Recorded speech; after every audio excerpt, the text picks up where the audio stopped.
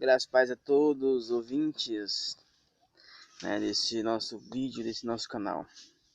Hoje, continuando na série sobre a casa de Deus, hoje vou pular um pouco do processo que nós estamos levando adiante, depois retomarei do vídeo anterior. Agora eu quero falar sobre essa parte, que eu acredito que seja muito importante que todos os cristãos compreendam, que é um pequeno defeito da igreja atual, e que também estava acontecendo na época de Paulo. Eu vou ler para vocês o seguinte: 1 Coríntios, capítulo 1, versículo 10, e outros versículos do próprio Coríntios, do 3 em diante também, tudo mais. Eu vou ler aqui para vocês compreenderem quais é esse pequeno defeito que está dentro da igreja, dentro da igreja, não da instituição. A instituição também tem problemas, mas estou falando isso dentro da igreja.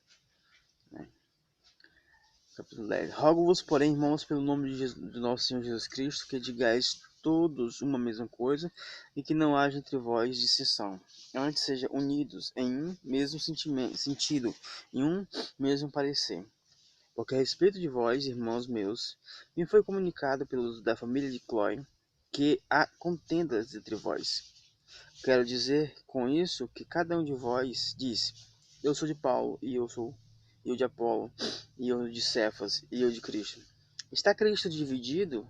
Foi Paulo crucificado por vós, ou foste batizado em nome de Paulo? Dou graças a Deus, porque a nenhum de vós batizei, senão a Crispo e a Gaio, para que ninguém diga que foste batizado em meu nome. Vou ler até aqui. O que está acontecendo aqui? O que o apóstolo Paulo está trazendo nisso essa carta? Que na cidade de Corinto tinha irmãos que começaram a criar facções, começaram a criar denominações. Por que denominações? Começaram a instituir seus próprios cabeças, seus próprios líderes. E Paulo, de novo, fala, capítulo 3. Eu não vos pude falar como a espirituais, mas como a carnais, como a meninos em Cristo. Por que eles chamam de carnais? Carnais é porque eles instituem líderes humanos, instituem cabeças, pessoas que podem substituir a cabeça que é Cristo. Ele diz: está porventura Cristo dividido? Ou seja, a única cabeça aqui é Cristo. Cristo não é uma hidra com várias cabeças, é uma só cabeça. Dessa maneira, ele diz que as pessoas estão sendo carnais. E observa que carnalidade, para Paulo, não é a carnalidade como se vê hoje.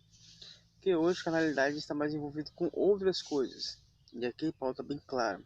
A carnalidade também está envolvida com instituir cabeças. Eu sou de Paulo, eu sou de Pedro, eu sou de Cristo, eu sou de... Isso também é carnalidade. Por exemplo, vamos contextualizar. Não, eu sou da igreja Deus é Amor, da igreja Universal, da igreja Pentecostal, da igreja não sei o que. Não, você faz parte daquele grupo, mas você é da igreja de Jesus Cristo, porque Cristo é a cabeça. Você faz parte de um grupo que tem um nome, mas a igreja de Jesus é uma só. Não tem igreja dividida. Eu sou da igreja fulano e tal. Não, da igreja fulano e tal não. Você é da igreja que é uma só, que é Jesus Cristo, que é o corpo de Cristo, e que se reúne com os irmãos que tem um nome na placa, que é fulano e tal. Certo? Outra coisa. Com leite eu vos criei, não com manjar, porque ainda não podes, nem tampouco ainda agora podeis. Porque ainda sois carnais. Pois, havendo entre vós inveja, contenda e dissensões, não sois porventura carnais e não andais segundo os homens? Ou seja, esse conflito é de carnalidade, coisa que não é de Deus. Outro aqui, ó. Porque dizendo, eu sou de Paulo, dizendo eu sou de Paulo, e eu sou de Apolo, porventura não sois carnais? Pois quem é Paulo e quem é Apolo? Senão ministro pelos quais crestes, e conforme o que o Senhor deu a cada um. Entendeu? O que Paulo está dizendo? nós somos ministros. O que é ministros? Não é alguém superior, é alguém que está ministrando, que apenas está comunicando um fato. E ele disse, pelos quais crestes, ou seja, nós apenas estamos intermediando aqui, nós somos os anjos significa mensageiro, nós somos os mensageiros que estamos comunicando uma palavra. Essa palavra foi crida entre vocês, mas essa palavra não é nossa, é daquele que nos enviou. Basicamente isso. Eu plantei, Apolo regou, mas Deus deu o crescimento. Pelo que o que planta é alguma coisa, nem o que rega, mas Deus que dá o crescimento. Outra vez.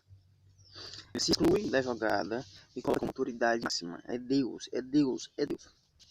Ora, o plano é, mas cada um do galardão segundo o seu trabalho. Entendeu? Porque são partes do mesmo corpo. Mas cada um, de acordo com o que trabalhou naquele edifício, receberá. O que está falando aqui? Nós estamos falando de casa de Deus.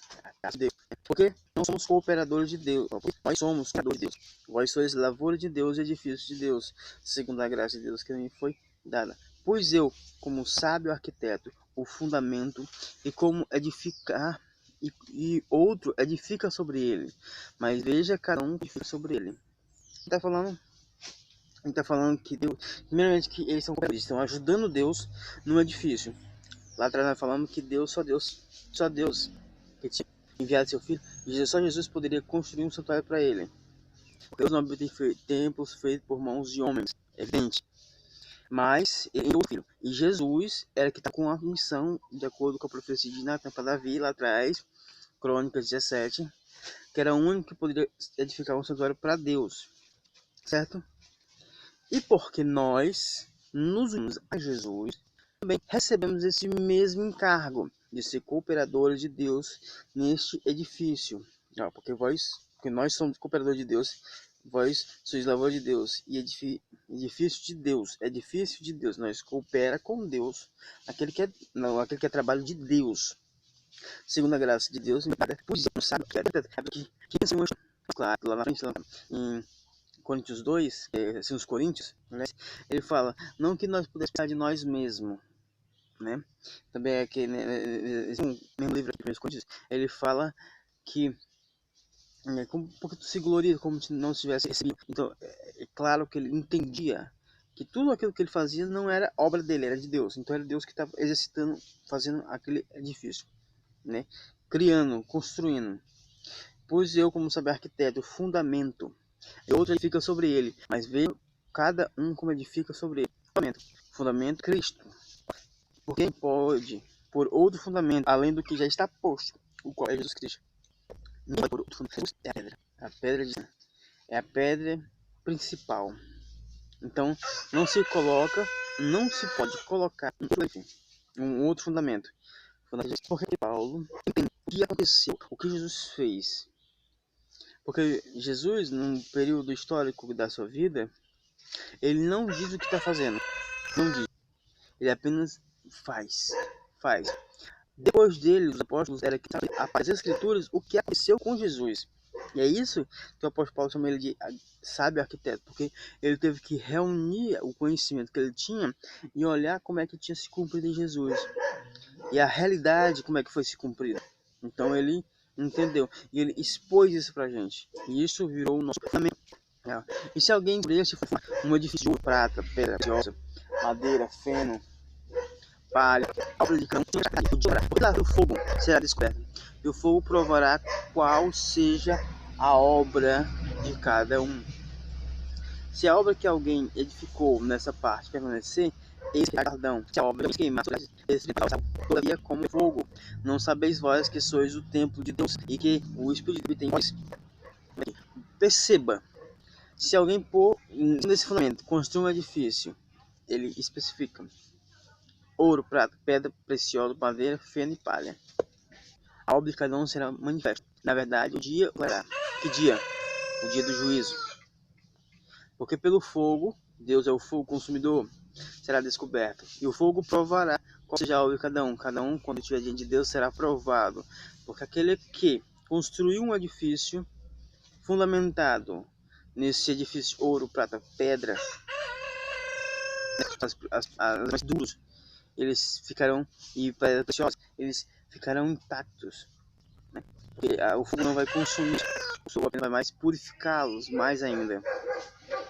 Mas se for madeira, feno e palha, são consumidos, né? E, ó, se a obra que alguém edificou nessa parte não é uma parte, entendeu? Se alguém construir um edifício, uma parte do edifício, é mais ou menos isso que quer dizer, que tem como estruturas de Deus, estruturas criadas integralmente por Deus, elas não serão abaladas, elas não são sumidas, e elas não são como galardão. Esse será galardão, porque isso vai ser o nosso galardão. Se a obra de alguém se queimar, sofrerá. Se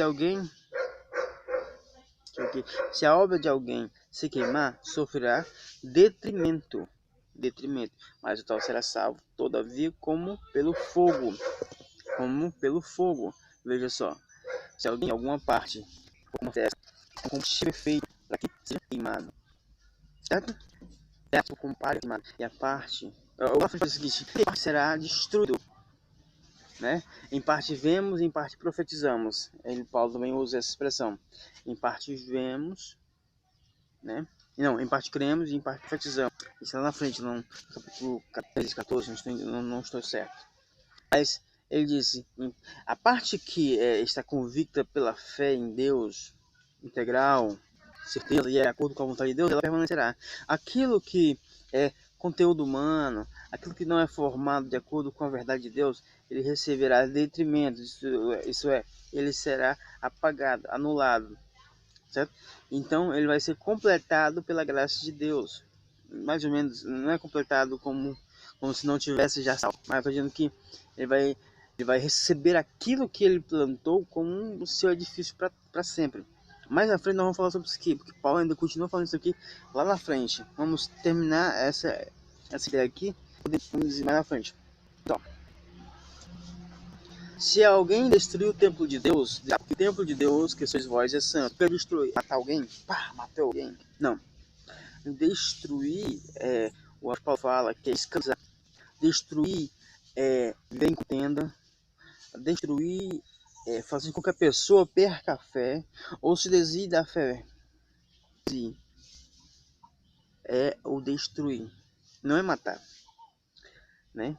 Porque muitas pessoas que mataram os santos, e até mesmo o apóstolo Paulo foi um dos que corroborou com a morte de muitos santos e, né, segurou a capa quando mataram Estevão, ele foi tal. Então, se esse texto aqui fosse para uma coisa morte física, fora do caminho, Deus, ao contrário disso, disse que ele tinha um projeto com Paulo. Então não é morte física. Destruir o templo de Deus é destruir a sua intimidade com Deus. Esse aqui, ó, o apóstolo Paulo diz que 8:13 de 1 Coríntios. Pelo que se eu manjar escandalizar a meu irmão, nunca mais comerei carne, porque para que o meu irmão não se escandalize. Isso é destruir o templo. Se você começa a fazer coisas só por entendimento que aquilo é normal, então você tem que cuidar fazendo. Quando você é sábio, você tem que usar a sabedoria de Deus. Não é o seu entendimento que vai ser o todo. Não. É o amor, tá bom?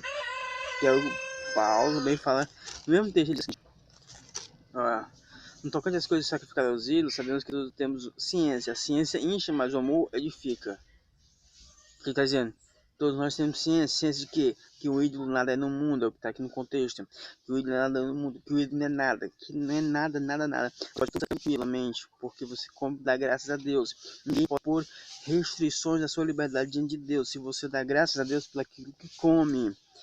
Mas, se por causa dessa ciência sua, fazer pressão aí sim está errado, porque você o amor edifica. Então, temos que entender isto. Continuando aqui, ó. Ninguém se engane a si mesmo. Se alguém dentre vós neste mundo faz-se louco para ser sábio, porque a sabedoria desse mundo é louca diante de Deus.